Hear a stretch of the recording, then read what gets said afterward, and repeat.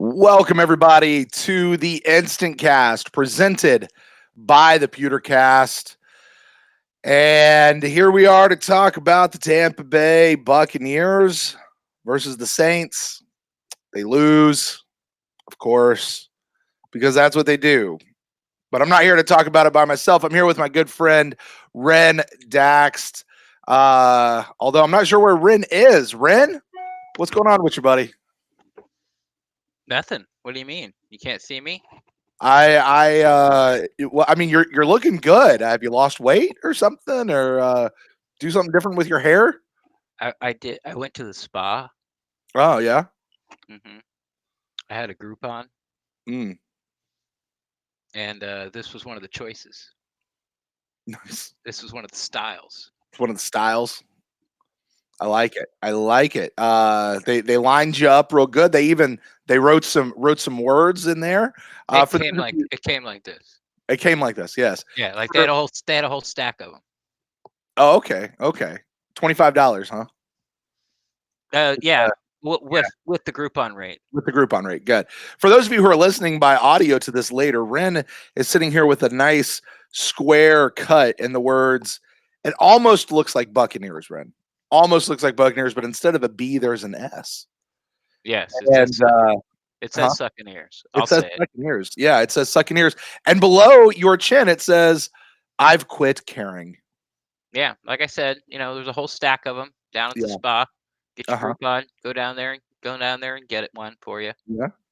Are they? You sure they're just not handing them out these days? Because there might be a run on them. Exactly. That's why you Right. charge. There you go. There you go. Well, Ren, buddy, I think you're embodying a whole lot of stuff. I want to say hello real quick to everybody who's joining us over in the chat room, joining us at youtube.com/the Pewtercast. Hello to all of you guys. For those of you listening on the podcast feed later, as so many of you will do, hello to you guys as well. I would encourage you to go find our YouTube channel when you're listening to this, if you're listening to it later, and just find this video and see exactly what I'm talking about with Ren. Because this is a familiar sight, Ren. The Buccaneers lost today. I don't even know the score. It was bad. Um, they lost in amazing fashion, and you've brought out the bag, the old paper bag, and Are you? I know you're more of a Peter Buccaneers fan, and not yeah, that that matters, but sure. this is a thing. Oh Like yeah, this. no, I mean this has been a thing in my time. I remember this in my own time. Oh, okay, Oh okay, yeah, yeah, okay. All yeah. right. Yeah. So I went and dug in my time capsule. Went out in the yard, dug it up. Where I had my like first grade yearbook, and Hmm. my bronze baby shoes, Hmm. my Leroy Selman off the rack Sears Roebuck jersey, There you go. and I Your buried first this as lock well. of hair. Yeah. And I buried this as well, Uh huh. but I felt that I needed to break this out. It's just, I talked a little bit about it sort of on last week's pods, of just Uh huh. how uh, you just they're so frustrating.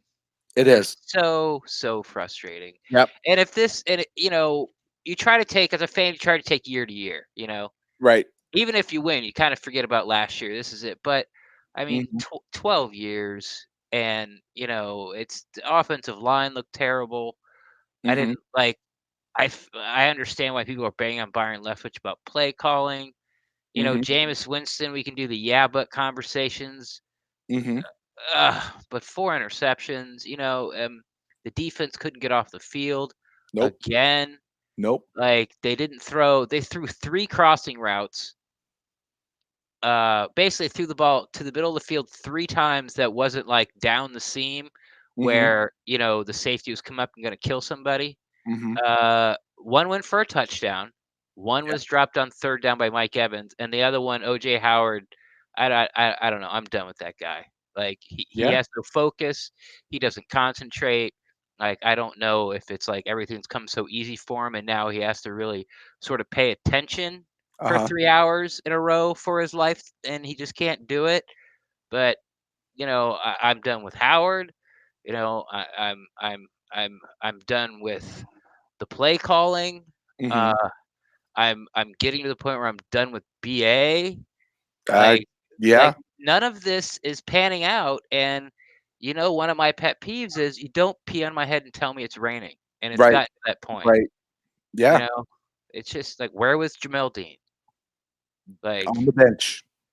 where was he? Like, Yep. go the Yep. whole first half with 0 catches from Godwin and Evans, and they had 2 Mhm. total targets. And one of the targets was Jameis Winston just throwing the ball away Mhm. on like the second drive of the game Mhm. with their second, third and out. Oh no, that was their first 3 and out. That was their first 3 and out. Yeah. He Yeah. had to scramble out. He threw it in Mike's direction, just just trying to Uh-huh. get rid of the ball, and that counted as a target. And then between the two of them, they had one more. Like the Saints are playing a cover 2, man. Like they're not Right. without Lattimore, they're not good enough to take 2 players out of the game. They're not. But they did. No, they didn't. They didn't throw him the ball, and I don't want to hear No. we got to Okay. find Yeah. better ways to. We got to move Mike around. We got to move Chris Yeah. around. No. Like No. No. it's No. just it's either bad play calling or Jameis is making the absolute quote unquote right decision. Mhm. But I mean, you just can't take these guys out of the No, game. see, no, here's the thing. And this was my complaint mid-game. Jameis wasn't making decisions. He dropped back and over there, no, over here, nope, no, is he open yet over there? Nope, he's not open yet over there. What about over here? Hey, what about's going over here? Hey, I'm gonna throw. No, I'm not gonna throw it there either. And I'm like, I get it. Offensive line didn't play well, but my God, how long do you want them to hold their blocks for? Like he was so indecisive today. Like just you got to look up, see where it is, and throw it. Just do something with it. Like make a decision and make something happen. Whether you're going to throw it away, you're going to throw it to somebody, you're going to run it your damn self. I don't care. Just make it. He didn't make any decisions. It wasn't even bad decisions. He just didn't make decisions. Yeah, I didn't really see that, but I have seen that throughout the year with the double clutch and the double fake It was all game. You didn't see it today, Ren. It was all game. I didn't know. I didn't Yeah. notice it, What when you it? I'm not saying you should go back and rewatch this game and put yourself through that again, but if you do, look for it. You'll see it. It'll be there. The announcers are saying there's no separation. That's what I, they said. yeah.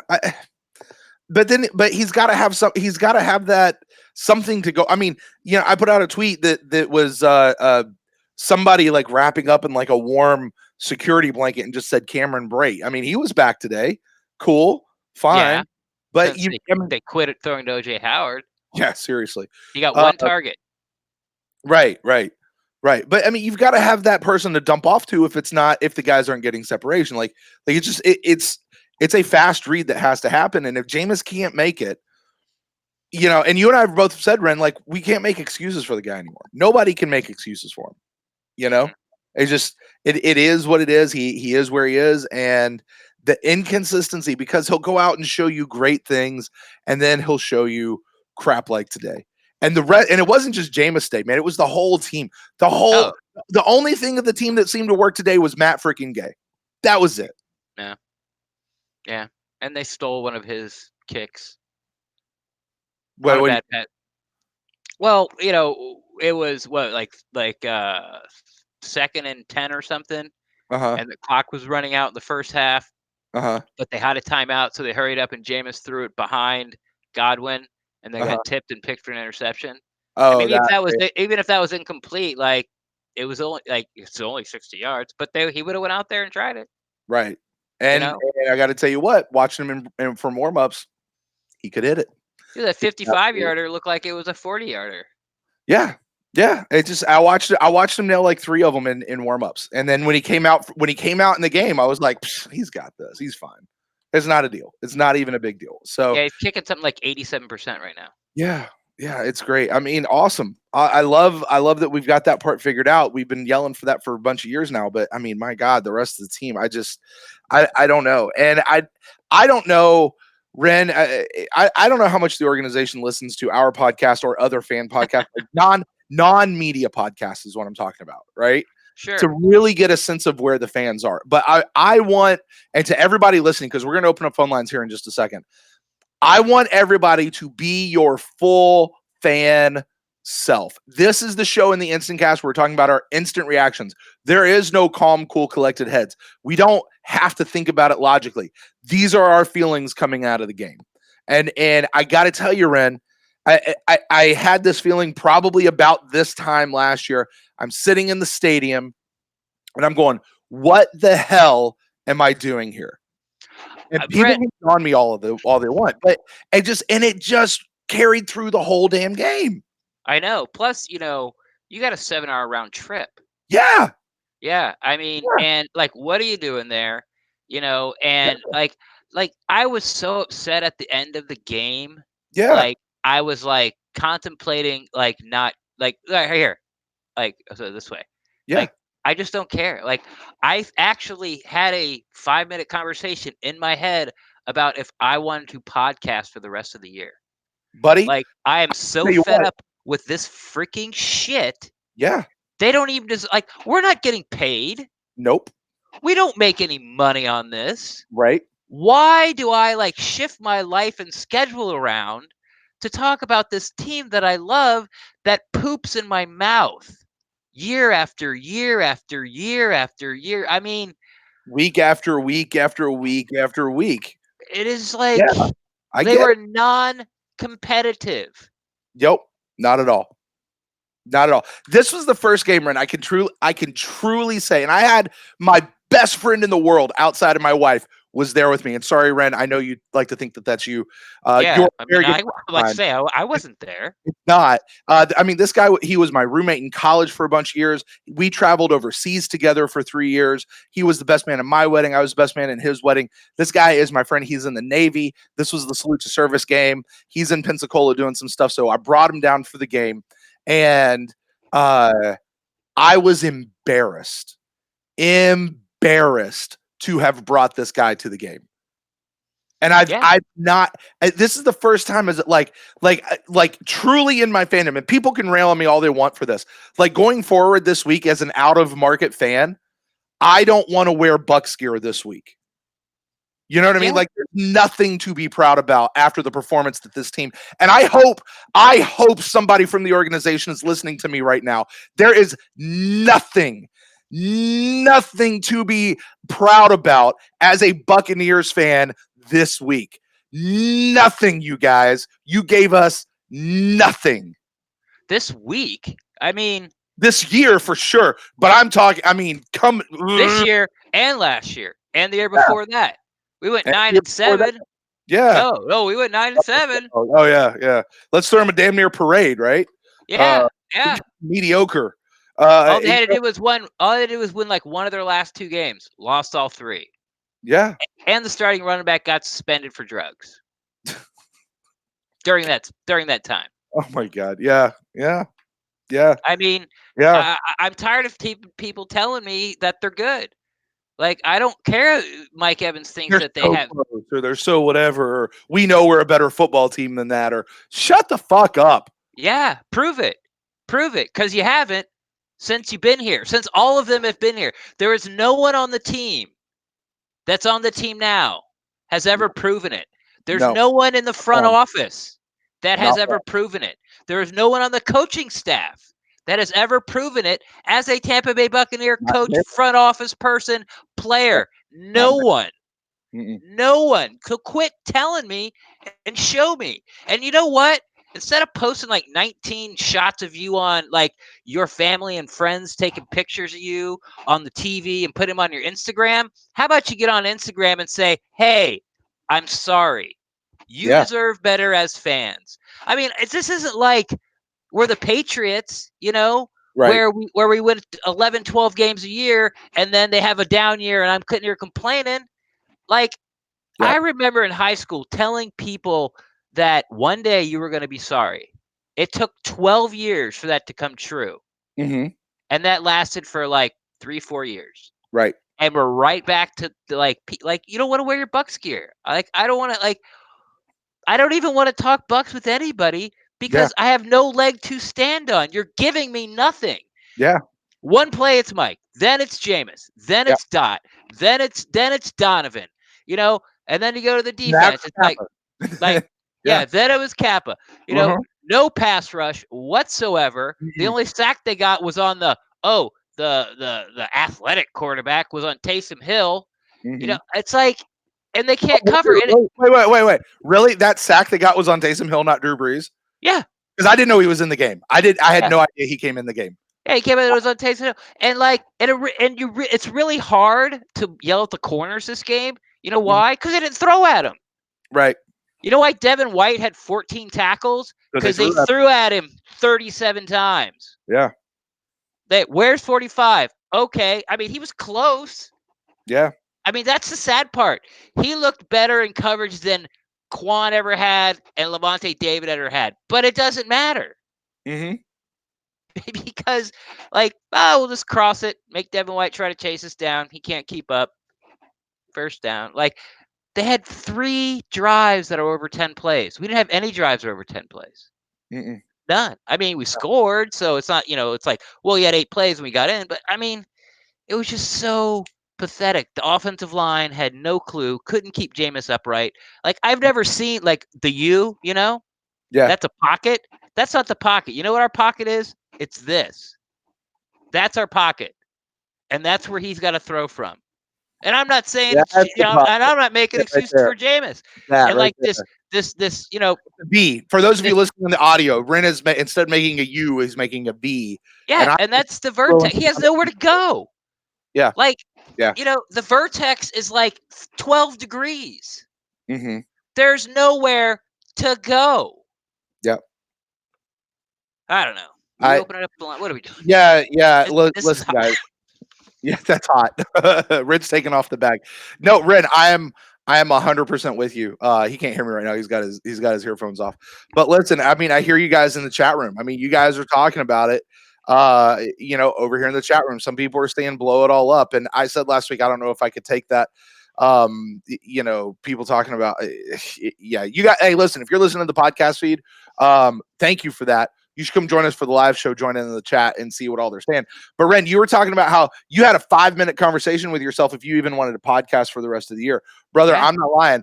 I just had a 3.5 hour long conversation with myself about that. Driving back. I mean, the whole, and I got home and after being away from my family for the last 28 hours or so, hugged my wife, I hugged my kids and put them to bed and came up here.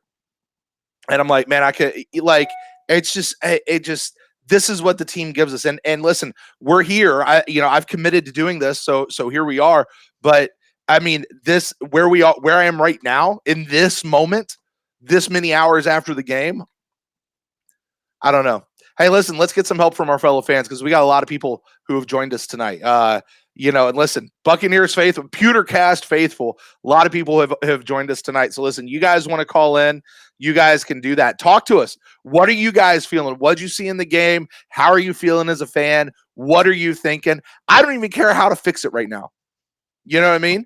You can call me and say anything, and I won't argue with you because I don't care how to fix it right now. I'm just pissed. So you guys can do that. That phone line is open, 864-729-BUCS. That's 864-729-2827. You guys call in. You can interrupt us at any time if that's what you would like to do. There they are already calling in.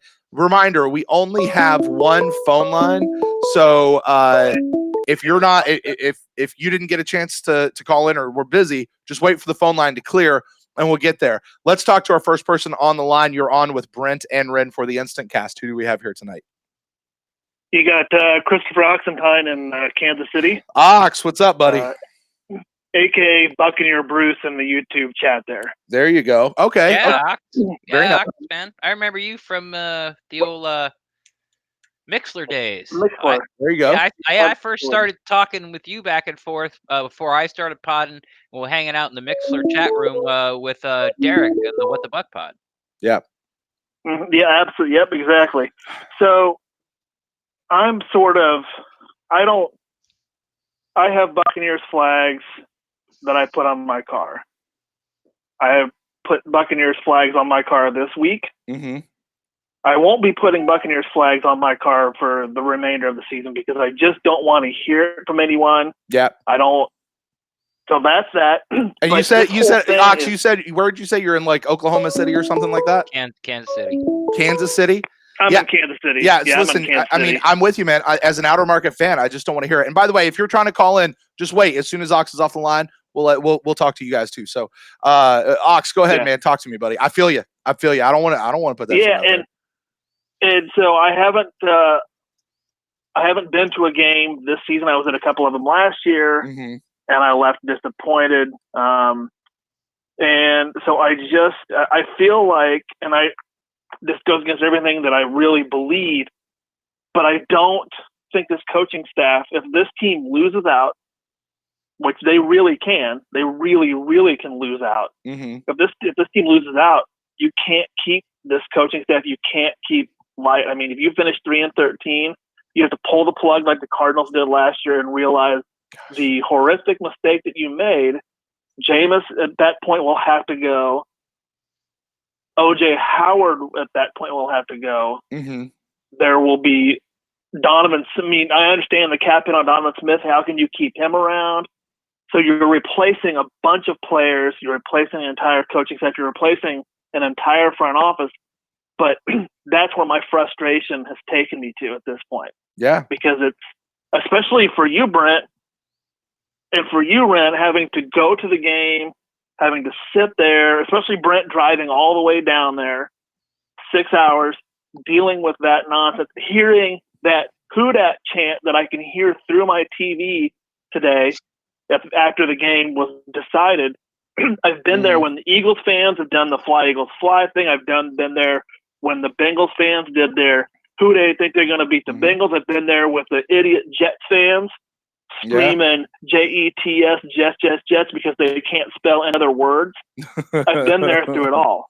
Right. I've been through it all, and I feel for you, Brent. I really do, because I've been there with the Packers fans and cheeseheads and all these other nonsense, and I didn't let it fly because my girlfriend was here with me this afternoon. She's not here right now, so I can let it fly. So I'm really mad. I'm mad for you guys having to sit through that with those obnoxious Saints fans and having to deal with that and having to watch our team feel like they quit. They made a point on the Pewter Report one that they got punched in the mouth by a bully, and instead of doing what they should have done, which was punch back, they just sort of quit, especially the offensive line seemed to just really just sort of lay down. Yeah. There was Ox, there was a moment, and I don't know if this translated through the TV, but it was late in the game. It was after that really horrendous OPI call that got challenged, and the Saints had just scored. And I don't remember if we were on defense or if it was big. I don't remember exactly what it was. But there was a moment after the play. I'm not talking in the middle of the play. I'm talking after the play when they had scored, where you look down and they were, I mean, my seats were kind of like in the 20, 25 yard line, somewhere around there.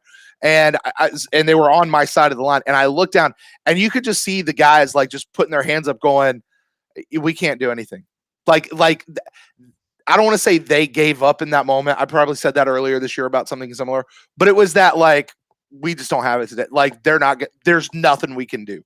There's nothing we can do for anything. And you watched it happen. They're just, I'm out. I mean, and they just walked back to the bench. They just didn't care for the rest of the game. You know, I mean, a couple people did. I've seen that when I went to Buccaneers home games more regularly when I was in college at University of Central Florida, and also when I lived down there in the mid to late 80s. Yeah, I saw those sort of things happen where there was maybe some guys were fighting, but you could see the other guys were like, whatever, I don't care, you know, and it's just very, very, very aggravating. And I feel like, at least back then, I didn't have anyone to bounce it off of especially when I lived here. But now I have something to bounce it off of, people who actually feel my misery. Now, the Chiefs fans around me that are friends understand that feeling. They've lived through this sort of nonsense. But it just is super frustrating, and I feel like the only way to fix it, is if the Glazers sell. That's never happening. But the way to fix it is that you have to just sort of, especially if they lose out, you have to, it has to be done, and you have to get rid of Light, and everybody, all the scouts need to be changed. Yeah. Everybody needs to go, and you need to fix it hire. I don't know. I don't have the answers, and it's not my job to have the answers. But it's just frustrating, and I feel bad for people that I know that pay for season tickets and that drive there from, however 6 hours round trip, things like that. People who even just drive 30 minutes up Dale Mabry to go to the games and have to put up with this garbage. But I know you got lots of people that want to call in, so I'm going to get flying. Anyway, I guess we'll say go Bucs on this one. Have a good night, guys. Go Sox. Thanks, Chris. Grace. And listen, guys, I do want to say this, and I appreciate Chris's sentiments and stuff. You don't have to feel sorry for me. You really don't. I'm not trying to get it like a boohoo, like, I got to drive 7 hours round trip and pay all the money. I'm not, that's not what I'm saying. It's been a privilege to be able to be down there and see my favorite team for the last bunch of years. But, my God, we'll see what happens. Let's take another phone call here, Ren. Did you just say it's been a privilege? Well, I don't know. It has been a dream of mine as an out-of-market fan to be able to be a season ticket holder for the Buccaneers, even despite the last few years. But, we'll see what happens next year. Let's talk to who we got online here. You're on with Brent and Ren for the InstantCast. Who is this? Brent and Ren, how you doing, man? This is Jeremy and Callie. Jeremy, what's up, Callie? What's up, Jeremy? How you guys doing? Well, if you've been listening to the show, we're kind of pissed right now. Same brother. as me. Yeah. Shit, man. Oh, that's right. Well, yeah. So first time calling in, Cool. Yeah, I been a Bucs fan for a long time. Since I was in Florida, and now I'm out in Cali.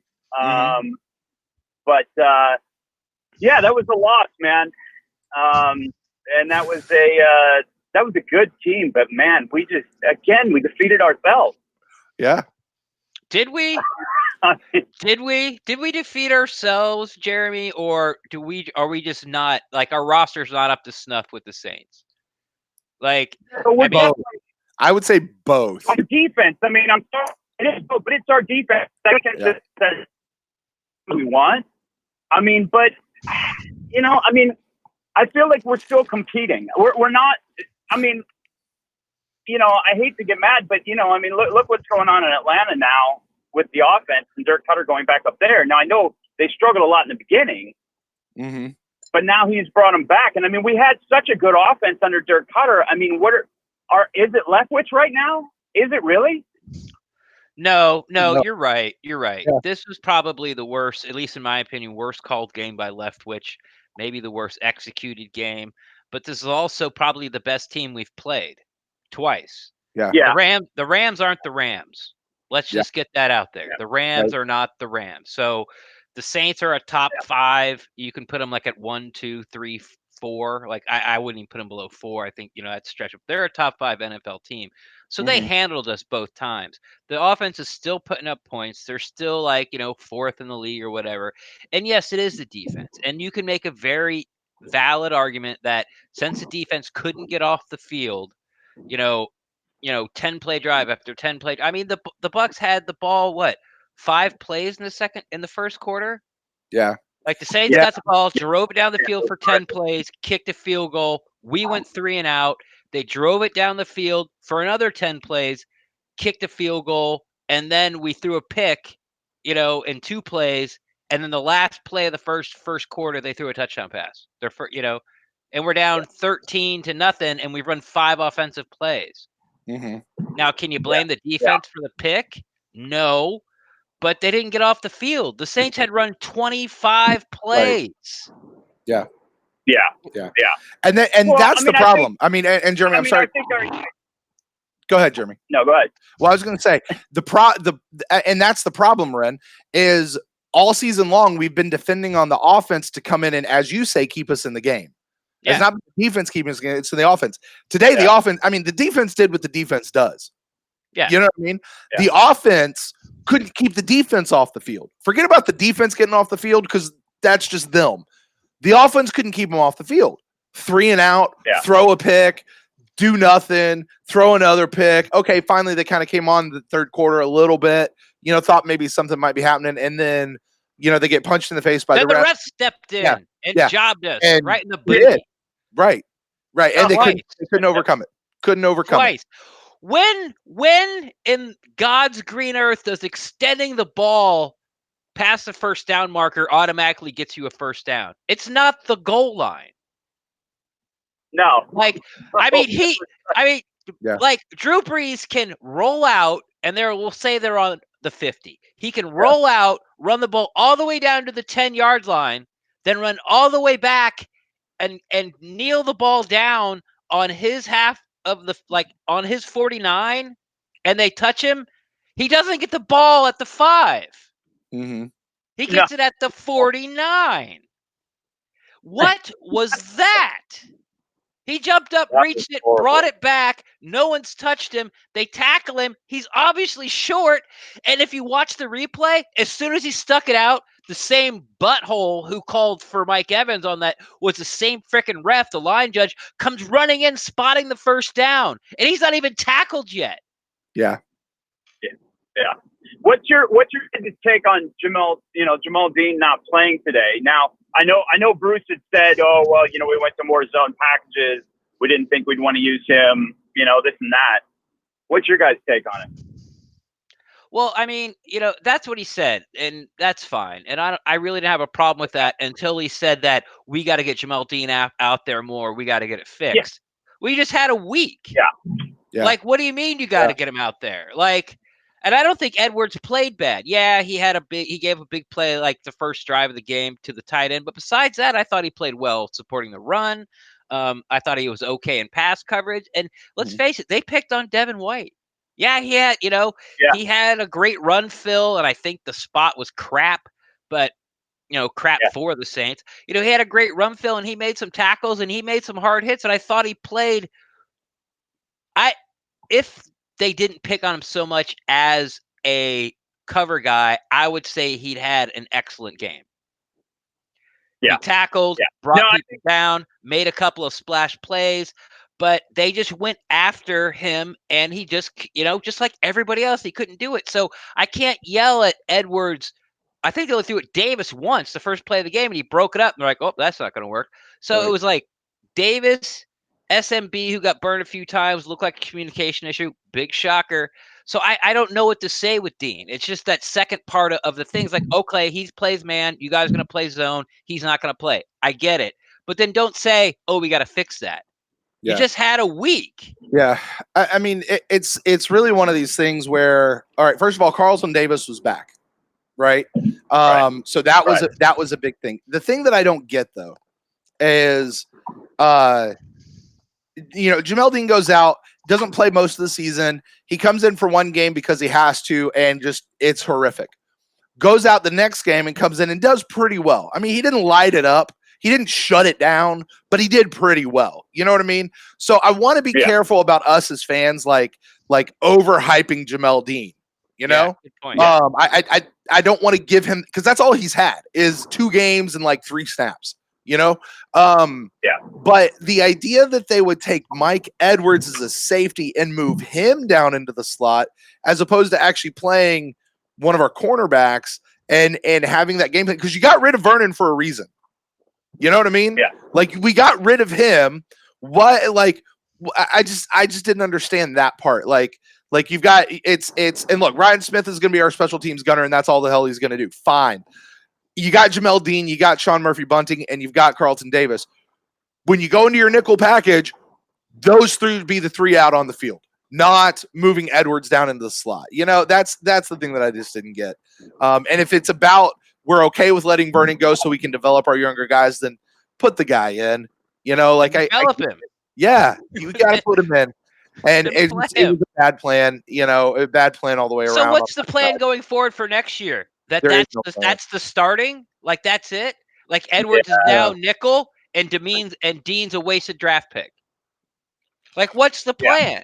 Like, who's Dean supposed to be replacing? You don't take a guy in the second round to not play. Right. would we have won today had the secondary played better? No, it wasn't the secondary's fault. It really wasn't. Like, I'm not going to say that. I'm not going to say it's the secondary's fault, but I mean, I legitimately think if we could have stopped them more, we probably would have won. I think we would have been in it more. And I don't think the game. I mean, I think we would have been in it more. They wouldn't have gone out to such a big lead, and there could have been, the defense could have got. I mean, and this is where we get into. And Jeremy, we don't like to do that on this show. We get into the parallel universe of what could have happened because 1,000 different things could have happened, right? But I mean, the answer to your question is yeah. If the defense stops people, it would have. It could have. And 142 other parallel universes, it wouldn't have made a difference. You know what I mean? Yeah. So, Jeremy, I'm going to go ahead and let you go. We're going to let some other people call in tonight. All right, buddy? Okay, great. All right. Thanks, Jeremy. No worries. Hey, call us back on another week. All right, man? If we're still doing this show. All right. Thanks, guys.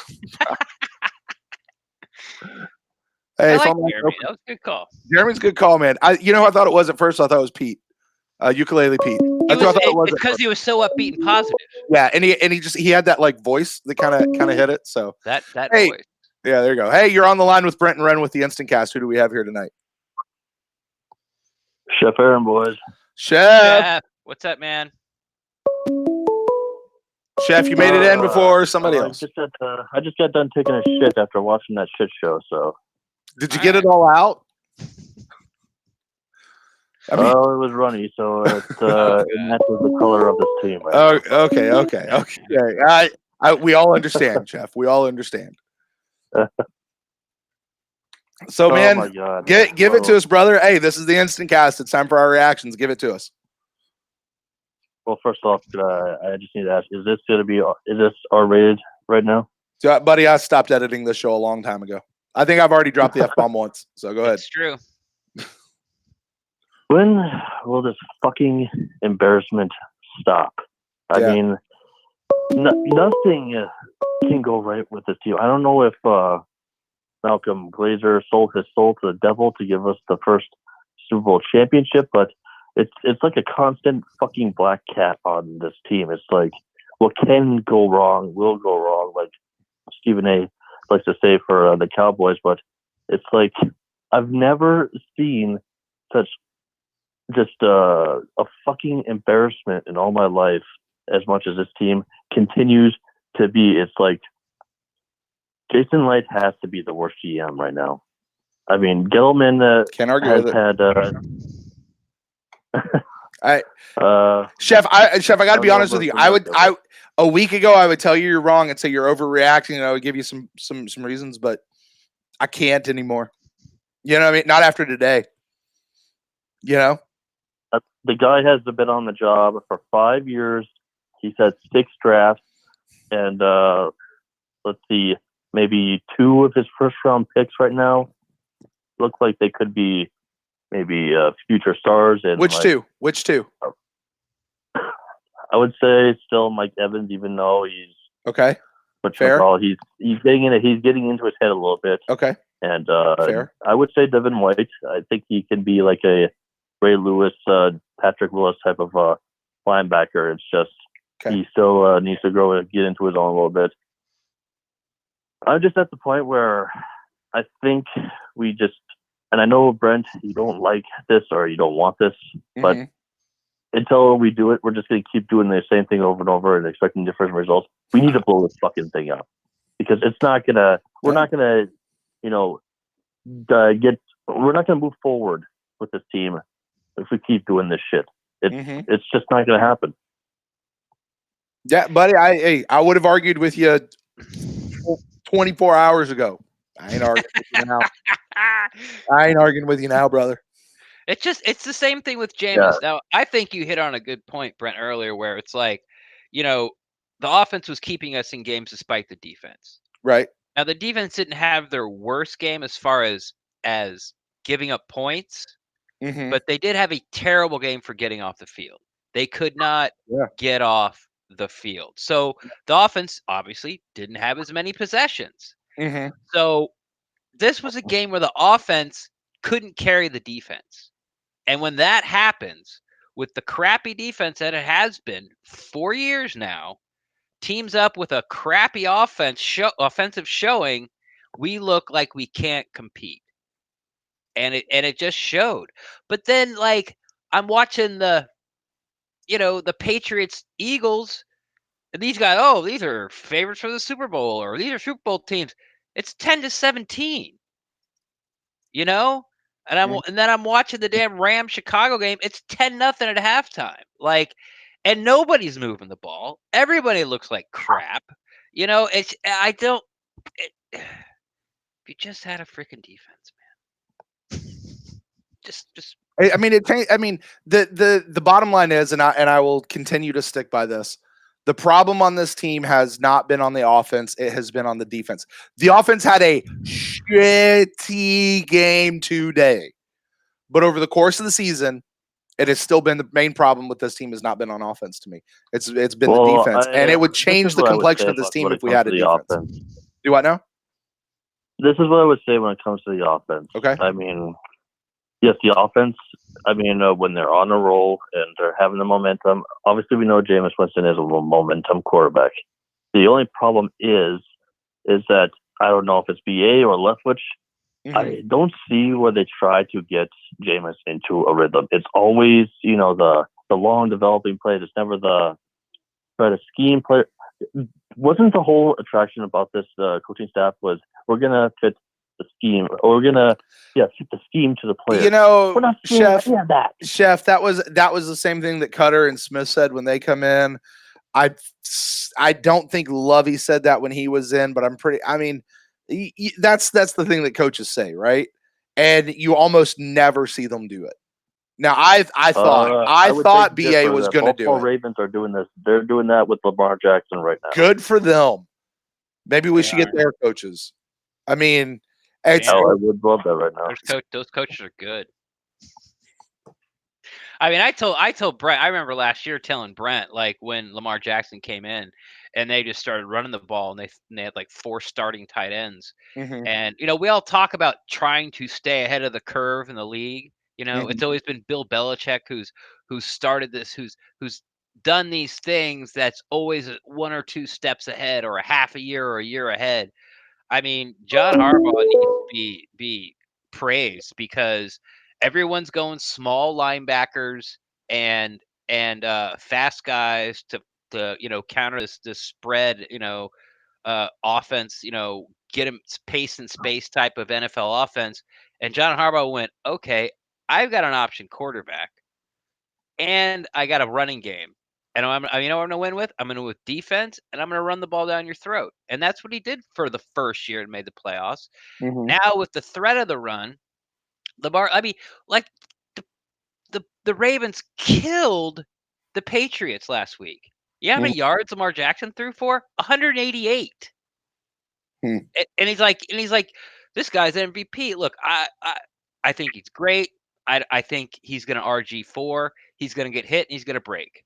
And that's going to be it. There has been very few quarterbacks that can be able to stand up to run like that. I understand he's super shifty and he spins and you can't get him. Anyway, I'm going off on a tangent.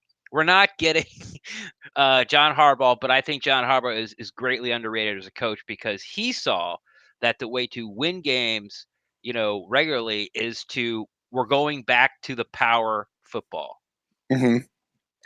Well, to go off on your point there, Ren, when it comes to John Harbaugh, I mean, yes, you've made a great explanation on Lamar Jackson as far as his feet is concerned, but nobody, and I mean nobody, thought that his arm and his accuracy would be to this point 1 year later. I don't know who the hell is developing or is coaching like Lamar Jackson, but his pinpoint, his accuracy was never this pinpoint last year, and I don't know if it was when he was with Louisville or whatever. But I mean, their air attack has even been. I would say it's been better with Lamar Jackson than it ever was under Joe Flacco. It's Chef. It's unbelievable what they do for their players and how they actually coach to their abilities. Yeah. And Chef, I mean, I don't mean to cut you off because I appreciate what you're saying. Wrap this back around to the Bucs because I don't care to talk about the Ravens anymore. Fly, Ravens, fly. I don't want to talk about the Ravens. I have to say this. I will no longer refer to him by his name. 76 is currently heisting. Oh wow! This fucking team right now. Wow. You just. I see what you did there, Chef. I see what you did there. All right, man. Hey, Chef, I'm going to go ahead and let you go. We're going to let somebody else call in tonight. All right, buddy? All right. Hopefully it gets better, guys. Hey, listen, we got 6 games left. We'll see. That many? We'll see. We'll see what happens. I remember doing this last year going, oh my God, we got games left. Hey, but knowing in the back of my head going, I might as well enjoy them because, come, March, February, May, April, I'm going to be like, it's so far away. Oh my gosh. People are calling in on top of each other here tonight, Ren. But I don't know. Oh my gosh. Oh my gosh. I don't know who we have online right now. You're the first person who made it in. Who are we got talking to us now? That's Craig in Vegas. Who's that new co-host with the bag on his Listen, hey, I knew this was Craig in Vegas just by the background noise, brother. What's up, man? Is that a slot machine? Ching ching in the back. Anyway, man, are you really previewing the giveaways for December for Fan Appreciation Day? Oh, right. Yeah. That's the prototype. Yeah, the lady at the bottom of the escalator just handing them out. Yeah. I think he's going to be in Brian Ford's office tomorrow pitching that bag there. Yeah, if I got into Brian Ford's office, I can guarantee I won't be talking about a stupid grocery bag. Hey, Brian Ford, if you're listening to this podcast about fans, by fans, and what we're feeling right now, give us a call. 864-729-BUCS. Go ahead, Craig. Why? All he's going to do is tell you, we're doing everything we can in that building to do 100% spot. You're 100%. Listen, we're sick and tired of the bullshit of losing. Yep. And Ren, the apathy you have that's what we all have right now. Like, with 5 minutes left, I was like, I think I'm done. And someone's like, you're not going to stay to watch the game? I said, no, I think I'm done today. I said, I got stuff I got to do. I'm tired of wasting time with this. It's just like you can, it's like you get hit in the head so many times. You're like, enough's enough. It hurts. And you're tired of it. And I feel bad too, because let's put it this way. And any Bucs fan, whether we're investing time because we're not local or season ticket holders, Ren, this is discretionary income. Yeah. You are spending money that you don't have to spend. There are other things you can do with it right now. You could save money on gas on driving every week to, every the 8 to 10 games you're going to drive to Raymond James Stadium. You can save the money on you're buying decent amount of seats. That bill's not cheap when it comes every year as well too. This is not money I have to spend. I sit and buy the Sunday ticket. I go out. We watch the game as a group on Sundays as well too. I invest a lot of time and buy a bunch of swag. I go on the road and spend a lot of money as well too. I want a return on my investment at some point, and it can't take over 10 years. Now, this is a worst to first league, and this team can't figure it out. Look at last year. The Niners were horrendous, and I know they had quarterback injuries. They're going to be a playoff team and probably a 1 or 2 seed now as well too. This team can't figure it out. And today, I felt like BA either gave up or just threw it in today, because there's no one in your right mind to keep throwing the ball, and not trying to run a draw, a reverse, just something to take the heat off that line. Instead of the offensive line backing up every play and pass blocking, at least let them go forward on one play. I think they have 8 rush attempts today at some point. They said that the least amount this franchise had was 9 in a game. They ran the ball. Here's what you knew was going to be bad. First play of the game, they ran for 6 yards. It was 2nd and 4, throw. Yeah. Why? You ran for 6 yards on first. Run it again. If you got 2 yards, you got 3rd and 2. Yeah. I don't understand what they did last week at One Buck Palace and figured out this game plan, because it was bullshit. It was no game plan today. It was chuck it and duck it. That was it. And they never made adjustments to the blitz today as well too. And this Jamel Dean, I read it that they didn't play Dean today because they were playing too much zone today and not going to play man to man. Drew Brees has seen every zone you're going to do. And these cornerbacks in this team, we've seen it under Mike Smith and other DCs as well too. They're too stupid to play zone defense because they have so many communication errors on the back end. They're better off just playing man defense and just see what happens. If you get beat, you get beat. But don't put Devin White on Michael Thomas. I mean, that's being criminal to that rookie. And you don't put a linebacker on the number 1 receiver in the league right now as well too. Whose dumbass idea was that today to think, let's leave Devin White on him as well too? instead of Jamel Dean just shadowing him as well too. It was almost like Brent Grimes was out there saying, you can't pay me enough to shadow the number one guy. It was ridiculous today, the game plan. Yeah, it didn't work. That's for sure. It was a death by thousand paper cuts. And to be honest, like, I know I've been banging on White for his pass coverage, but I thought it was probably the best cover guy that covered Thomas all day. Like, he almost got the pass. But I understand what you're saying. But listen to what you just said, Craig. You said that the team's too stupid to play zone. Okay, we're not trying to insult anyone's intelligence, but we've seen this for years, and the coach have come out and basically said it, that we can't play zone because of communication errors. Maybe that's why Dean sat. Like, that was the game plan. Dean's one of the guys, or the guy, that can't get zone through his head. And if our game plan is to give Drew Brees a lot of zone and make him dump everything off short, and hope that, our linebacker speed can come through with some plays and get some stops and come up and, knock some guys down before they get to the first down marker on third down, then that's what we're going to do. And Dean can't be a part of it because he can't play zone. Because it's not that he can't, he just doesn't get it yet. But isn't that's an indictment on a draft pick? Yeah. That's an indictment on your staff that you're 11 weeks into a season, between minicamp, OTAs, training camp, that a guy can't play zone defense? Yeah, no, I'm with you. Yeah. I mean, OJ Howard can't concentrate for 3 hours straight, even with breaks in between. I mean, it's like what do you want to do? I mean, it was just, everyone had their worst game, except for Jameis, who had like his second or third worst game. Yeah, and I'll address the Winston thing too.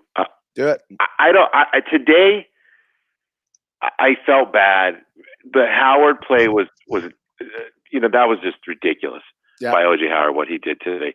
The other interception, there's nothing you do about that. The fade route, that was a bad throw. The out route I think there was a fourth down play as it was as well too on that. There's nothing at this point. If Jameis came back, I'm okay with it. If he doesn't come back, then it's time to move on. Because I agree, as fans, we can't keep riding this roller coaster. We're like, what Jameis are we getting this Sunday? Are we getting good Jameis, bad Jameis, or unsure Jameis? Are we getting off-target Jameis? We don't know what Jameis we get every Sunday. And there's some games you see, and there's certain throws that are so good, and the other ones you're just like, I can't do it. I don't want to watch. And you know what it is? It's almost dividing a fan base now, because if you're pro Winston, you get beat up. If you're anti Winston, you get beat up. Mm-hmm. It might just be best for him and his own psyche just to move on as well too. And one more thing too, the referees in this league, enough of the we're sorry Saints tour, where send them a gift basket, send them a sympathy card, but this kiss and make up tour for this whole season is a bunch of bullshit too. Yep. When Mike Pereira, if you watch the replay of the TV, was shocked when they didn't overturn the offensive PI, then you got problems in this league as well too. That just it's just league is just it's not fun, because even today, I think in the Ravens game too, there was another play where I think Hopkins came out, even tweeted the play out as well too, saying you can't tell me this is not PI as well too. If you're not going to overturn these calls, if just because you don't want to, then throw the rule out. Then just take it out right now for the rest of the season, so people don't have to stop wasting challenges and timeouts as well too. And one more thing, I don't think BA is coming back, and this is where I think he gave up today. And I think at some point you have to say, Jason's going to go, he's going to go. And I think he was trying to groom some of these people on his staff for their next jobs. And I just don't think it's going to happen. And I can't see a guy coming back to this mess with a rookie quarterback unless he wants to. But I think if his hand's forced where Winston's not coming, if Winston doesn't come back, Jason and BA aren't back as well too. What do you guys think about that? Before I get there, I want to say this, and I mean this with all my heart. BA in his press conference was asked about officiating, and he said, I ain't saying shit about the refs. He said, y'all say it. Y'all get out there and write whatever you need to write. You saw it, and I'll say it. It was bullshit, and they know it. They know it. They know it. They know it. And you know what they're doing is they're covering their own ass because the ownership and the head coaches and whoever votes on these rules changes went out and said, hey, you know what? We need to make this change. We need to do this. And then we get in the season and the officials go, oh, well, if we do that, we strip everybody of power. And you don't really want to have all these things. So we're just going to not call it anymore. And they're scared that they're losing their power or whatever they're doing. I don't know what it is, but it's a bullshit call. And the commissioner needs to step in. Roger Goodell needs to step in. He needs to say, no, this was a vote that was voted on by the owners of this league, by the head coaches of this league, and y'all need to do your fucking jobs, referees, and overturn the calls when they need to be goddamn overturned because you made a bad call and you're not trying to cover your own ass. Now, I'm saying it. I don't care if BA's saying it. Fine me, NFL. Fine me. See what happens. Damn it. I think they fine you with that season ticket invoice every offseason. Shit. He's not paying anymore. Well, I appreciate the passion tonight because you know what, you're speaking from all of us as well too. We're sick and tired of losing. I get home, my wife goes, "Oh, I saw the Bucs lost again. You all right?" Nah, I'm used to it. And like Ren said, people just don't care anymore. Really people don't care about this franchise. Is so irrelevant right now that we cheered for 9-7. I mean, playoffs. It's not. I don't see it in the next 2-3 years in a league that you should be. So, thanks for the passion tonight. It's something that's much appreciated, and I love you guys and keep it up. And I'll clear the line out for someone else. Thanks, Craig. Appreciate it, buddy. Thanks, Craig. People are telling me to clip that and put it on Twitter. Maybe I should. I don't know. Maybe I will. But I mean, goddamn, it just damn that. To do that? Do what? Yeah, I can do it. Oh, I can yeah. Yeah. Oh, I can do it. I can do that. Hey, I know you've been trying to get a hold of us all show long. You're finally on with Brent and Ren. Who do we have here today? It's Anthony from Tampa. How are you guys? Oh, Anthony. We're peachy. Peachy. What's up, Anthony? Yeah, we're just great, aren't we? Same thing as every other week, isn't it? No, this is worse. I'll be honest with you. This ain't the same thing. This is worse. Hey, I like seeing the emotions coming out of you. I like it. It's the first time I've actually been happy to see you get into it. I'm actually excited to see this. I'm happy now. Are you not entertained, Anthony? Are you entertained? I am entertained. You're actually putting a smile on my face. I haven't had one on all day since 4:15. There you go. We live to serve, brother. What's on your mind tonight, man?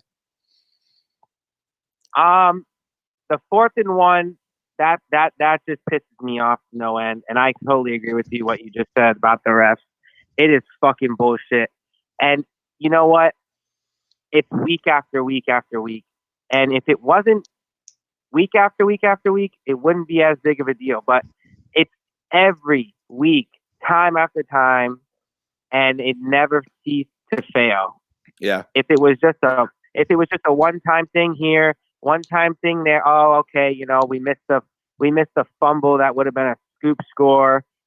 Okay, sorry. But no, it's every week, time after time, and it's just fucking old. Yep. They need to do something. It's not even just the Bucs anymore. It's the whole league. It's unbelievable. You got guys like Tony Dungy tweeting out about it now. Yeah. I mean, something needs to be fucking done already. Yeah. This is unbelievable. There's guys that I know that have watched the NFL for years that they literally just don't watch the games anymore because they don't care. It's bullshit. They take the fun out of it. It's not even enjoyable anymore. It's like every play is a penalty now. Yeah, we're here. I just, I don't. I hear what you're saying, and we I know you're upset that we lost. I know you didn't like the game plan on offense. I totally agree with you on all that. But at the end of the day, we were in the goddamn game on that 4th and 1 with 5-something left in the game. We're still in the motherfucker at that point. You're right. So regardless of all the shit that led up to it, all the fucking other shit, playing zone, Dean not being in the game, left switch play calling, all that shit goes out the window at that point because it doesn't matter. We're still in the fucking game. Mm-hmm. I don't care about all the other shit. Yeah. I care about the fact that we were in the game with 5 minutes left and we got fucked again. Yeah. That's what I care about. I think I might have sent out a tweet. If I didn't, I meant to.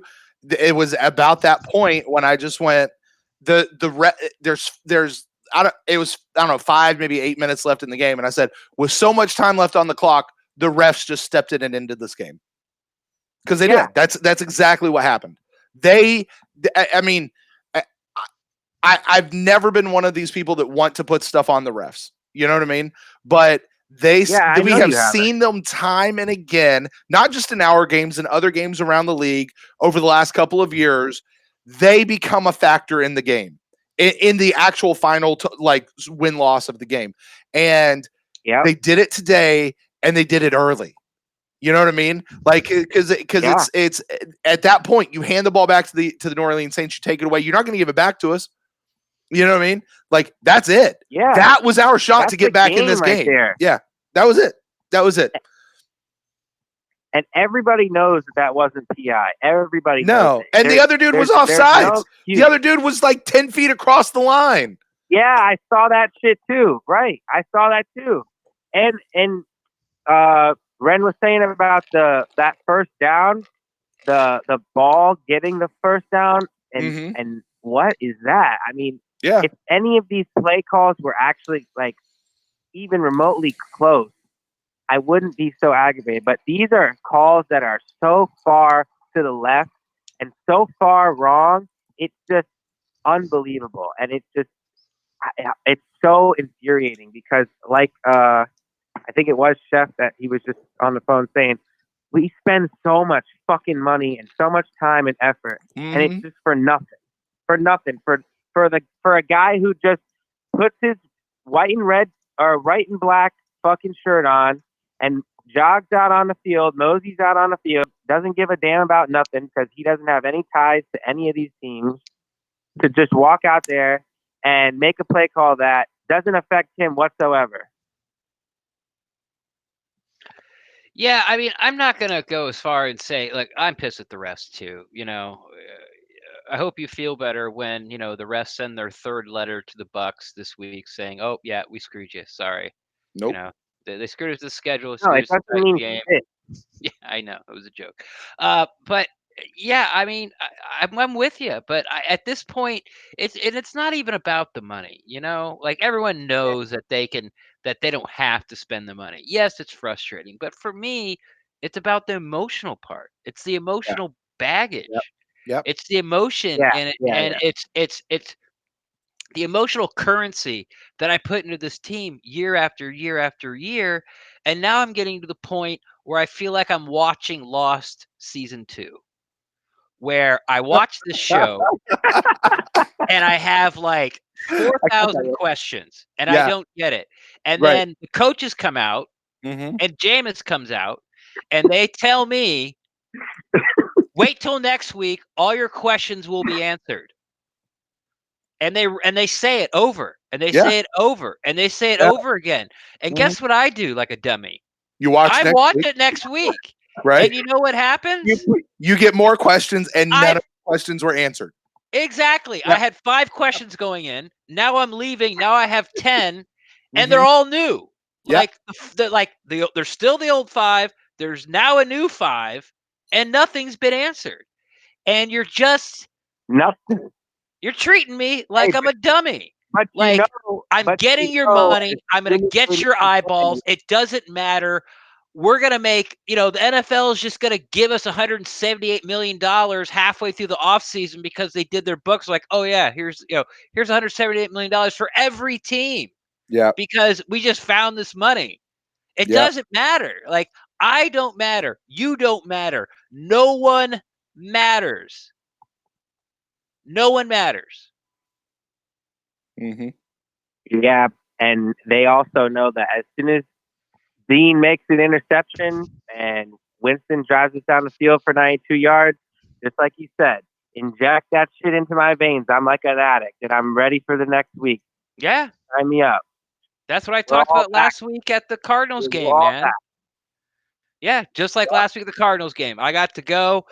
It was a kickoff, and I was just like, like we're 2-6, and it's the Cardinals, and who cares? And but by the end of the game, we're winning. They're driving, just like an addict, man. I was right back in it, and I was hooked I again. know. I love And I was all fired up all over again for the so Saints hard game. on that.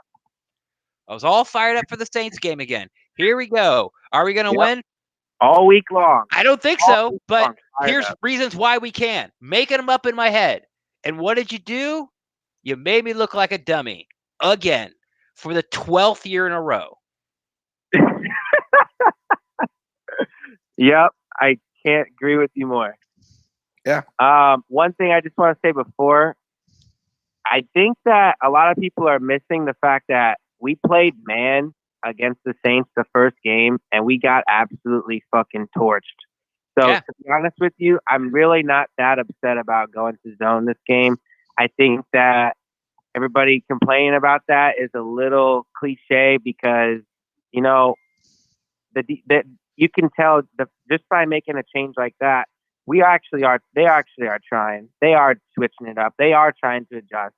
I mean, you got to give credit where credit's due.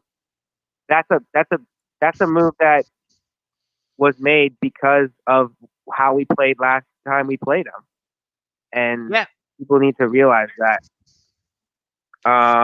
Leftwich definitely did have a bad game, but we also are still fifth offense with top 5 most points scored. So you know what?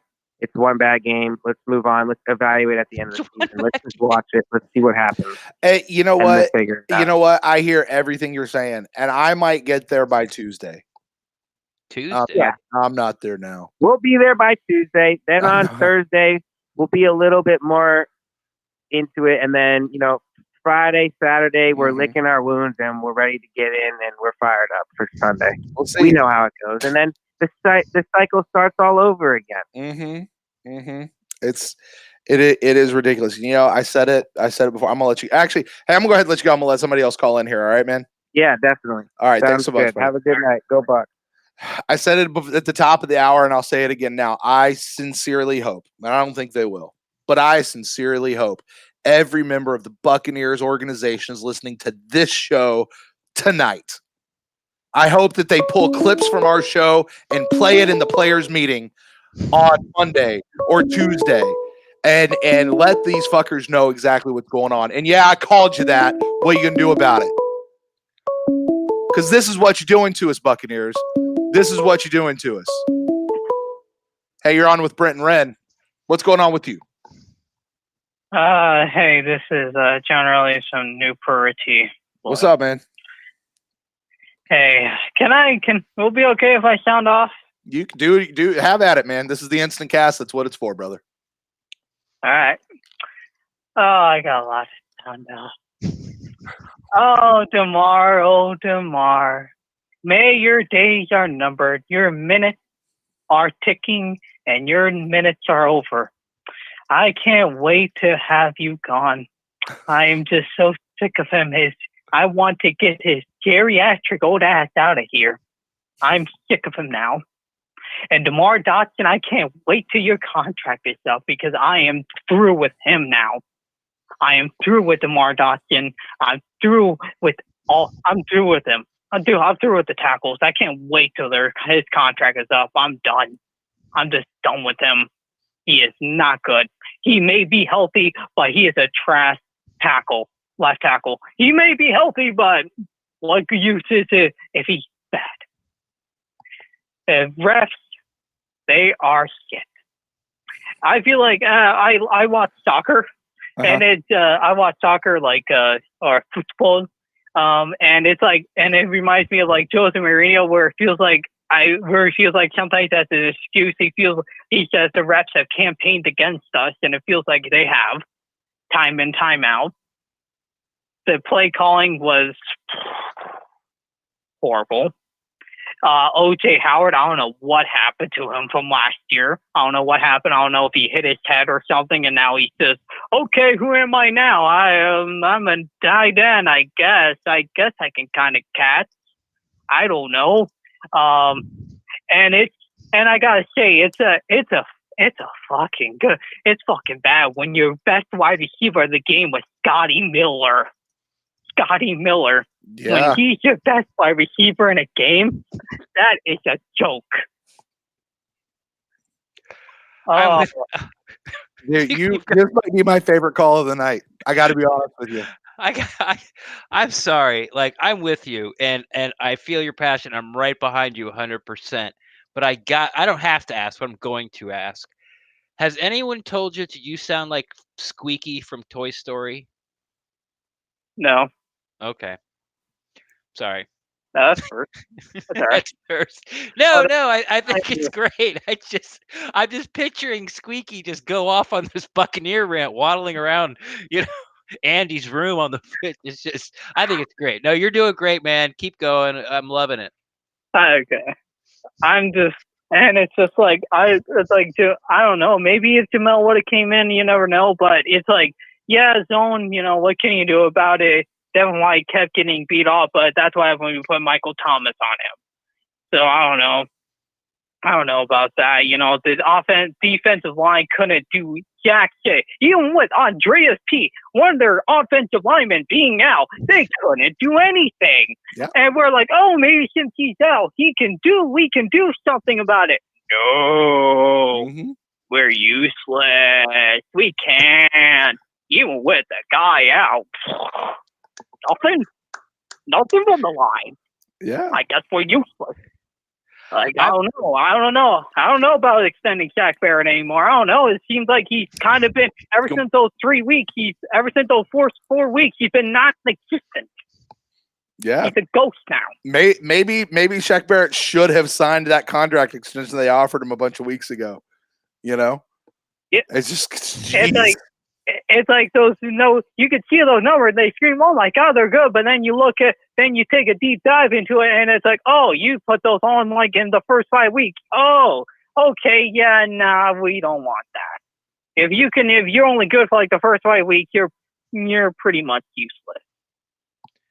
I think you bring up a great point that, Bucs fans were sort of clinging on to for, at least being competitive in this game, which we weren't, was that Pete was gone. And we had Sue and Vea in the middle, and that the run game was going to be non-existent. And then Mike Evans was going to go off for a big game because he didn't have Lattimore, and their second best corner, Eli Apple, who's not very good to start with, was covering Mike. And it's like neither of those two things happened. Like, neither of them. Like, Kamara only got 75 yards. So overall, it's not a bad day, but it was like 6.8 yards per carry. It was a terrible run defensive day. Like, it wasn't good. So the two things that we thought we could sort of hang our hat on offense and defense, because those guys got hurt, and then it hurts you more because we see when our offensive lineman goes down and you put in Watford and Wells, it just, it's terrible. They put in, they take out their all-pro guard, and they're fine. They run the ball better than anybody else against us. They take out their all-pro corner. Doesn't matter. Can't get the ball to Mike or Godwin in the first half. Like, it's so frustrating. But you need to call every week, by the way. I just can't wait to the draft, because that's when we could say na na na na na na na na. Hey, goodbye to DeMar Dotson. Oh boy, I can't wait to see that. Oh, I am just counting the days now till he is gone, because I'm done with him. I don't know about Jameis anymore. I feel you, brother. I feel you. I really do. I feel you. I'm on it. I'm with you on it. Dot's not having a good year. No. I feel like this is like Stockholm syndrome, where it's like I'm a battered wife, where he gets like the husband keeps on beating me, but I'm like, okay, honey, I'm still staying with you. And then it's Stockholm syndrome, where it's like they keep me here, and I'm like, now I'm getting used to it. I'm becoming numb to the pain, and it's just like, God, like, why? Like 3 years. We could have 3 years where we go 5-15. That is a joke in the NFL. That's a fucking joke. We're becoming the Cleveland Browns. We're the new factory of sadness. Standing ovation. Ren literally. I don't know if you're watching this on the YouTube feed. You literally just got a standing ovation by Ren. Like literally, just got. It's your. But I get it, man. What did you say your name was? I want to make sure I get it right. What's your name? John Relius. John. JOHN RELLIAS. There you go, John, buddy. I One know of the best calls anybody else. ever. You have. This might be hands down one of my top 3 favorite calls on this show ever. All time. You're All awesome. time. Please call back on a future week, okay, buddy? I am so not sad right, anymore. Yeah, this that might be the phone call that turns it around for me right there. There we go. Just That gotta might call be it. John from Newport Richie. Yeah. Oh my gosh. Ren, buddy. Did he sounded like Squeaky though, didn't he? See, I was thinking Emo Phillips. Yeah, I saw you type that in the chat. Yeah, What, if you guys don't know who Emo Phillips is, go YouTube him after we're done with the show tonight. He's Can't you just- hilarious, and you'll know exactly what I'm talking about as soon as you hear him. is he a stand-up comic? Stand-up comic, yeah. He's kind of a little older stand-up comic. But hey, we're gonna take this call. This will probably be our last call of the night. No, we're staying on. We might, yeah. 24-hour telethon. There you go. Listen to us, Bucs. All right, who's on right now? It's John. What's up, boys? What's up, John? John, how are you, John, buddy? hey, John, I had the ultimate you've got to proposition on follow how up to the fix other this John. fucking So this franchise. better be good, okay? Yeah. What's up, man? Take a match, and light one Bucs place on fire. Woo, careful. We're not condoning arson for the record, but I get what you're saying. Yeah. I get the Yeah. sentiment. We're not condoning arson. Not Yeah. really. Nope, not the actual crime, Right, but right. Yeah. Yeah, I get it. It's a fucking disgrace, dude. Like, there's no way we can keep believing in this shit, and things are going to get better every single fucking year, and it never does. It's like, during the whole game, I seen, on my podcast page and on my personal Twitter feed all game long, nothing but just shit talk and people wanting to give up, and the fire Elmo gifts and the whole 9 yards. It's like people are really wanting to give up, and I can actually understand why now, because I get it. like Derek old school, like when the last post that he put on whatthebuck.net Mhm. was like what somebody was saying earlier. I think it was Craig, but he's gotten to the point to where he's not around anymore because it's the whole status is I'm in an abusive relationship with my sports franchises. Mhm. It's taken a toll. Like, we can't keep expecting to put our money into it, putting our face into it, hoping every single season shit's going to change, and it never does. It's like a one-sided abusive relationship. It's like, when is it ever going to change? Yeah. And I got to tell you, I caught up with Derek at the game today. Right at the very end of the game, he and I sat and talked for a few minutes, and he was right there with me. He said it too. He gave me words like I've not been this embarrassed all season long. Like at least the other games that we've lost so far this season, they've been entertaining. They've been games. a little bit. We've been in them. You get the nut punch from the Giants game because we thought we were going to win it, and we missed it on a field goal. You've had those, but this one, this one was embarrassing. It was just an embarrassing display, and I just, yeah, I just and to be quite frank, and I haven't talked about it, and you guys know I've routinely said I don't blame people for not going to the stadium. Right, that stadium, it was at least 65, if not 70% black, and I don't mean the people of color skin. I mean the color of jerseys around the stadium. Like it was significantly more than half. Significantly more than half around the whole stadium, not just on the side that you could see on TV. Like the whole stadium. Like it was, and I got to tell you this, and my hat's off. Saints fans are cool. Like sometimes we get fans that come in and they're kind of just assholes. That wasn't the case. Like Saints fans were actually pretty legit cool today. So my hat's off to them. I understand why Derek likes them so much over there. There was one guy though. I'll tell you guys this story. This is a fun story. There was a guy in the bathroom at the stadium today, John, and he turns around and like some some Saints fans like using the bathroom, and he turns around and goes, "Oh, fuck the Saints, boo, boo," and like I turn around and he's wearing a Patriots shirt, and I was like. Now, and I've said this, like, I don't want people coming into the stadium feeling like they can't have a good time and feeling like they're intact. You know what I mean? Like I've repeatedly said that. You're trying to see your team, that's cool. But I turned around and I looked at him and I just went, "Oh yeah? Fuck the Patriots." And he's like, "What? I'm on your side. I'm on your side." I was like, "They're not here today, buddy." No, they're not. And, like the whole bathroom like turned around and like kind of applauded in that moment. I was like, "Yeah. Get out of here. I don't care if you're on my side or not."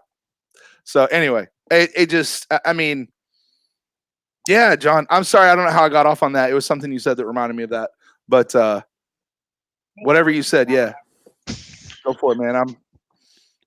Fuck it. Yeah, it's just, I get it. It's pitiful to keep going through this every single week. Yeah. And I can seriously understand why Derek left the game.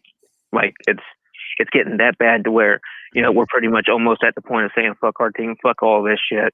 Just, I'm going to be a fan, just watch NFL as a general, just as a time filler, like what Craig said, find something else to do. I mean, it is getting to that point, like I was mentioning earlier, to where timelines, whether it's on Facebook or Twitter, like fans are getting fed up of it. I will tell you this. It's like we're turning into the Browns. Like, yeah, but at least the Browns would still have all of their fans, and all of their fans would still be loyal and show up. That's the only difference. I will tell you this. Here's another story from today's game. I met a person who has been a guest on this show this year. Okay. On like our Tuesday show. So this isn't like just another fan like me. Like this is like a legit person. Okay. I'm not going to say their name because of what they said to me.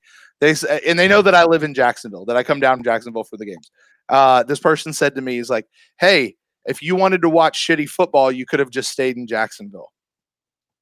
And I was like, "Yeah, you're right. You're right." And woo, Ren, I'll tell you who it was after the show. I'm not going to put that blast out in the public, but okay, yeah. I'll tweet it out later, everybody. Yeah, there you go. There you go. And you'll all wonder if it's true. Anyway, that's the last thing. Getting on to this point, like, how do you guys feel about this shit? I mean, are you guys getting to that point too? Like, yes. Where it's getting beyond out of control? Like it's like, why even bother anymore? Dude. I mean, John, I don't know if you heard the beginning of the show. Ren and I both said because of the time zone. Yeah, Ren and I both said earlier in the show, like independently of each other, we've had conversations with ourselves about whether or not we even want to continue to do this podcast. Like that's how we are feeling about this Buccaneers team right now. Like that's how upset, mad, emotionally spent, drained out, pissed off, just whatever adjectives you want to use, like that's how we're feeling in our fandom right now. And we're not even right after the game. We're 6 hours post the game and still feeling like this. It's just a shame. This town deserves better. Tampa Bay deserves the whole sit tank. Yes, we do. Yes, we do. Bro, humanity deserves better. Yeah. Like it's. I mean, and it's. Wait, hang on a second, John. And it's not like this year. Like it's not because of this year that we're so beat up, drained. It's last year and the year before that, and the year before that, where we had some hope, but they didn't show up in those last games. Like they didn't like they weren't competitive. Like they didn't show up when we were trying to make the playoffs. And we were 9-5. 9-7. Well, we were 9-5, and you had to win like the last two or two of the last three, and we didn't. Yeah. It's and then before that, it was just the same crap that we've had the past couple of years, and that's what's weighing down on us. And you get tired of fighting. You get tired of trying to tell people that Jameis will turn around. You get tired of telling people that the secondary will come around. You get tired of like, well, it's Mike Smith. No, it's because they don't play man defense. No, Gerald McCoy wasn't that good. He wasn't a leader. Yes, Levante David will get his due. Donovan Smith is not as bad as you think. Ryan Jensen will come around. Jameis will be more consistent. Ronald Jones will actually, turn into something. O.J. Howard's going to be the best tight end in the league. It's all lies. All of it. It's all bullshit. It's all bullshit. And they are not consistent at anything except stopping the run. Like the secondary is consistently bad. You got to at least give Todd Bowles credit on that, because if the last couple of years they were almost dead last in every category, and he's really turned this now, minus the secondary and some of the fuck ups. Like, he's really turned this defense around to where if we could just get the cornerbacks to do their fucking job, this would be a top 10 defense total again. So there's improvements on that. And then the offense, it's getting better, but it's still not what it needs to be. The offense is great. And so this whole... But Jameis can't be consistent. The O-line can't be consistent. O.J. Howard is not consistent. O.J. Howard has had a shitty year. He played like crap, batted balls down, turned balls over, fumbled, pulled his hammy, came back, had one game where it wasn't, that's why we think he's one of the best tight ends in the league or is the best tight end. It was an okay game. You know what he did? He didn't fuck up, and he caught a touchdown pass. That's what he did. Yeah. And then you know what he did this week? He fucked up again. Like, no one's consistent. There's nothing that you can hang your hat on with this team offensively or defensively and say, hey, this is what they are. Because it changes from week to week, because every person on every side, on both sides of the ball, gets their chance to fuck it up that week. Yeah. I don't know. I'm speechless. It's beyond fucking bullshit. They just need to hit the delete button, reset this entire whole franchise. I mean, it's that bad. I really don't have. John, I said last week, if they blew up this franchise and hit the reset button, that I couldn't take it in my fandom. I couldn't blame them if they did it at this point. I don't know that here's what I know I can't do. I can't keep taking in my fandom what we experienced today. You know what I mean? Yeah. Like, I can't do that either. And I don't know what the answer is. I don't want them to blow up the team. I really don't. Like, I mean, maybe that's what has to be done. I don't know. I'm out of answers. I don't have, this whole year seems to be like, I can't defend Jameis anymore. Sorry, because you're right. I can't defend the defense. I can't defend anything anymore. I get stupid ass people sitting around me talking right behind my head in the stadium, and I can't tell them they're wrong because you know what? They're not. And it's dumbass shit that they're saying. And I just, not a leg to stand on. And, John, man, I get it. I get your frustration, man. Yeah. But like I said, the reason why I said that is like, we keep getting all these answers in the off season. Is what can we do to fix it? And it's like, no matter what they try to do, nothing's a fucking answer. And it's the same shitty results. It's always 3 to 6 wins. Now, see, here, something else I was looking at the stats. While the teams that were, I think it was during Lovey's years, it was 2 wins, 2-14. The next year it went to 6-10. And then it went up to 7-9 the next year. It's like we've seen it. They were shitty teams, but at least we saw the improvement. It's just like now, it's like they're just stuck in. They'll probably end up finishing the year 5-11 or 4-12, and it's just like it's like they're stuck. And it's like no matter what they do, the players might be trying to do a little bit of different things, and we're learning a new system. And I'm still trying to give BA at least the full year, sure, to see what we might be able to do next year. Hopefully, but you can't really give them shit because they're still trying to learn it, even though it's week 11. It doesn't take overnight to learn to play, the entire system. You have to have the first year and get all the kinks out, and then maybe the second year. And that's what some people were saying. Ignore what's going to happen this year. We're shooting for next year to really take off. So I'm at least giving it that. But like, you see where I'm getting at. Like, there's never seems to be an improvement pattern overall. Yeah. And it feels like they're just stuck in losing, and that's all we're ever going to be. Yeah, John, I feel you, man. I mean, that's 100% what we've been saying, and it's so damn frustrating. But hey, man, I'm gonna go ahead and let you go for this week. All right, brother. All right, catch you guys later. Right. Thanks, John. Thanks, John. I mean, he's right, and we'll think about that later down the week.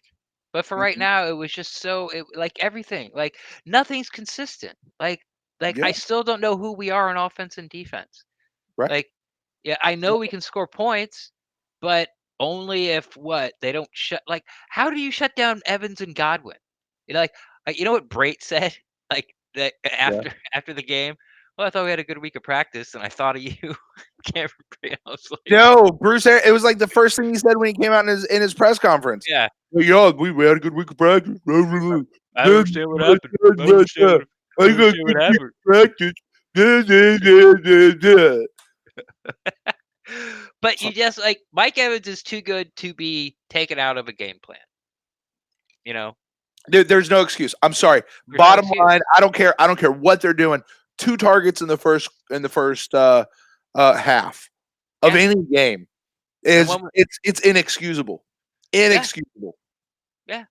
And then to top that off, it's Godwin, because that's what also Ken Brait said. He's like, well, why'd you get so many passes? Well, that was their game plan. They doubled Mike and doubled Chris. Well, he didn't say that. He said they were trying to take Chris and Mike out of the ball game, so the ball had to go somewhere else. No, not against cover 2. It doesn't. It doesn't. It just doesn't. Yeah. And you saw that. They don't do anything well. No. No. They don't. They don't. They can stop the run, but that doesn't really matter, because if the team throws it, they have no shot of stopping it whatsoever. Yep. They can score some points, but you got to score 30 to even have a chance. Yeah. And if the offense has a bad week, it's over. The offensive line is inconsistent. The running game via the offensive line is inconsistent. The passing game has been clunky sometimes this year, mostly because of the offensive line. And Jameis is just not good enough to win these. Like, I know what he's doing. Like, he was starting to see ghosts when he came out the second half. Yeah. The first play of the second half, they rushed 3, and he was out there making moves like he was in freaking American Gladiator. Like he was like a ninja, with an American ninja. Like he's dancing around, and there's only 3 people rushing. And like he juked himself right into the guy's lap and had to throw it away. It's like but can you blame him? Yeah, you got to. Why? Because he threw 4 picks. Yeah. He threw 4 picks again. You know what I feel like right now, Ren? For those of you listening on the podcast feed later, those of you on YouTube, you'll see this. I'm holding an old school orange creamsicle 19. Let's hear. What is this? This is 1976. Nope. Yep, 1975, 1976 bobblehead. And that's how I feel tonight. With you talking, with most of our callers talking, I'm just sitting here. I'm like, I'm on a bobblehead. I'm like, you're right. You're right. You're right. And I bet you everybody who's driving to work listening to us, Ukulele Pete out in Germany, all these guys are saying, "Yep, you're right." Everybody bobbleheading. Everybody bobbleheading. Yeah. That's it. They should all be like given 20 lashes. Yep, you're right. They should all be given ice cream. Maybe that'll help. Yep, sounds good to me. Probably. Whatever works. Listen, ice cream makes people feel better. Have you seen the new Disney Plus, The World According to Jeff Goldblum? Has a whole thing about ice cream on it. No. Don't watch it. It's horrible. Jeff Goldblum gets annoying after about 5 minutes. No way. Yeah. You're kidding. Go figure. But anyway, all right. This conversation's gone off the rails. So I think I'm going to call it for tonight because, I didn't want to come. I'd be honest. I didn't want to come in here and talk about this anyway. And we done gone an hour and a half, hour and 35 minutes. So I'm about done for tonight. So, Emotionally spent. Yep, I'm out. It's maybe I'll feel better after all this. Hopefully, this has been a therapy session for everybody out there. We'll see. But Ren, unless we're not, you and I will be back at this later on this week, man. A couple extra shows. We got Buck in the News coming up at the end of the week. You guys want to send in emails if you didn't get a chance to call in tonight, or maybe you did, and you want to send an email with your thoughts on the team. I'm not even going to ask you about the game. I don't give a shit about the game anymore. You want to give your thoughts on the team? Send them in to pewtercast@gmail.com. So we can read them and just agree with you, and then go on to the next one. If we still whatever, I'm not even fronting on that. Anyway, look, you guys do that. We'll have a guest this week probably, and yeah, we'll be back. But and next week, who do we face? Is it the Falcons? Falcons in Atlanta. We're away at the Falcons in Atlanta, so that's what we'll be doing this coming week. So thanks to everybody who's joined us in the chat room. Ren, I got to tell you about the chat room. I don't know if you've been watching. This isn't a record-breaking night, but this is by far. I mean, even right now in this very moment, it's a high mark number for us for people who are listening. So listen to it's in the 4 digits. Yeah. The downloads on the podcast are. But it'd be nice if they got to 5. But listen, what was I gonna say? Yeah, but those of you that are joining us live, man, you guys are awesome. Thanks for coming. Listen, we're all in this together. We haven't had this many people in the chat since the Rams game, and that was a win and a big exciting win. Yeah. And so you can see just like the total opposite side of the coin here is where everyone just wanted to come in. I mean, we were gone an hour, and like we were at the hour mark. Yeah. And we were still getting phone call on top multiple of phone calls on top of each other. phone. Yeah. And it's just, multiple people dialing in at the same time. Yep. Yep. Like, people had to talk, man. Yep. And that's part of what we're here for. I'm going to say it again. I'm going to tag this. So y'all tag it. Y'all catch this podcast. You tag the Buccaneers and tell them to come listen to this podcast. They want to find out what's really going on in the fandom. Like they can read Pewter Report and stuff that's going over there. They can read Joe Bucs fan, the people in the organization. But you want to get a feel for what's going on in the Bucs fandom world from the fans. This is it right here. This show, or maybe the Loose Cannon show, or the Buck and Idiots show, which is funny to me. But I mean, there's a plethora of them. But you want to get a feel for what's really happening. I invite y'all to listen to this show, cut it up, play it for people, because this is what's going on. And if they bury their heads in the sand, because this is what pisses me off, friend. Oh, this gets me too, right? We're losing. It's a shitty ass game. And Buccaneers social media tweets out like, hey, look at this big highlight of what happened 20 minutes ago in the game. Like, yeah, that's really good. Like, no, it's not. And stop. What is it you say, Ren? Don't piss on my head and tell me it's raining. Yeah. Like, no, stop that, because it's not okay. You're not living in reality. You're just blind to what's going on. You're trying to sell me something that's not true. Like look what's going on. No, it's not what's going on. And also I also got, really mad. Well, I didn't get really mad, but TJ Reeves, the Buck Radio guy, we had him on the show, so it could be the person Brent's talking about, but I don't think so. Could be. He qualifies. But after the game, he gets a one-on-one with Bruce Arians for a couple of questions. Sure. And I was upset that he didn't bring up Jameis Winston at all.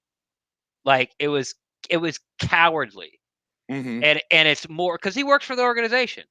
Right. So, we were almost in it there. What did you see when, we almost came back?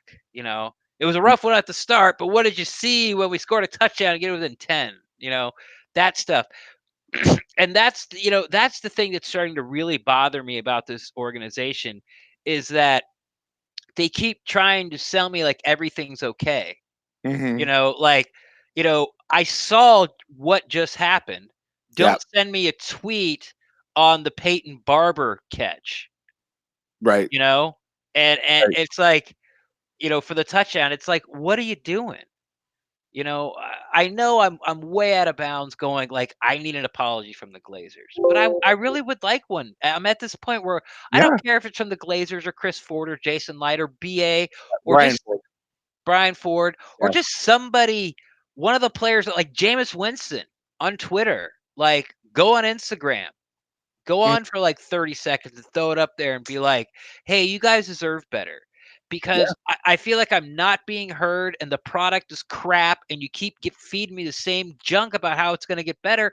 And it's not. And it hasn't been for a very, very, very, very long time. No one in this whole organization, from the top to the bottom, since the top's been in charge, has won. Yep. Ever. Yep. Ever. They haven't even been to the playoffs. Has the four of them been to the playoffs as owners yet? Not without Malcolm.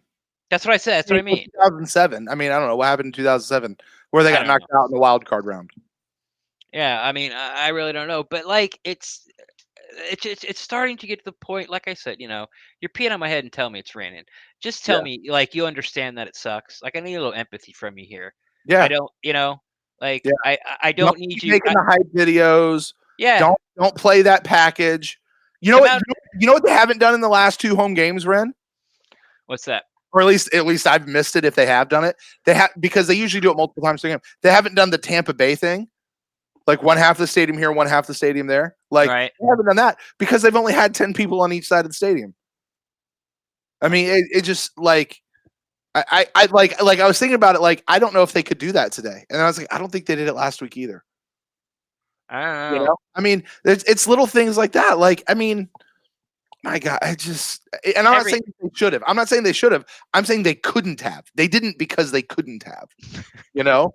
I don't know. Like, I feel like at the point I'm just mad at everything right now. Like, sad at the social media team. I'm mad at the people the way they do their graphics on the scoreboard. I'm mad at, it's just. I'm mad at the stadium announcer guy. I'm mad at the stadium announcer guy. I'm mad that I'm mad I have to pay for parking. I'm mad that I don't have a shuttle from my car straight to the door. I'm mad that I have to take my keys out through the metal detector. Like, and then I get in the building. Oh, do you know who I'm not mad at? There's the guy that checks your ticket to go into the team store. Really? Not to come out and go into the stadium. The guy to check your ticket to go into the team store. That guy I got pissed off at today. Why? Why do you have to scan your ticket? Well, we got to know who's in here. I was like, no. I just scanned my ticket to get in right there. Why do you need to know where I am? Yeah. You know I'm in the building. None of your freaking business where I am. I'm in the building. That's all you need to know. How about you find out where Michael Thomas is? Yeah, worry about him. Send that scanner guy down to the field. Maybe he'll do something. Anyway. All right, we're down. We're off. Ren, we're going crazy. Yeah, we're gonna have all that. Our data. Your Rendax. You want to tell them the stuff? Best place to find me is on Twitter at Rendax, REN_DAXT. I'm always down to talk Buccaneers football. Are you? Are you, Ren? No. This week, are you always really? Yeah, no. And like, remember, have you noticed that I've totally dropped the, slide in my DMs? Yeah. Because I've quit even responding to most of them. And I'm sorry. And it's nothing against you guys. I just don't want to. Yeah. Like if I get a new one, always down to talk Buccaneers football. Man. I'm not. I don't. Yeah. And it's not that I'll be fighting with them. I just I don't want to have to type out about my thoughts on the team. Like I just, because it's so depressing. Like, and I don't know what they are. Like John Miles, our last call. Like what's how do you fix it? I have no idea. Yeah. I thought this was our best chance of fixing it for a long time.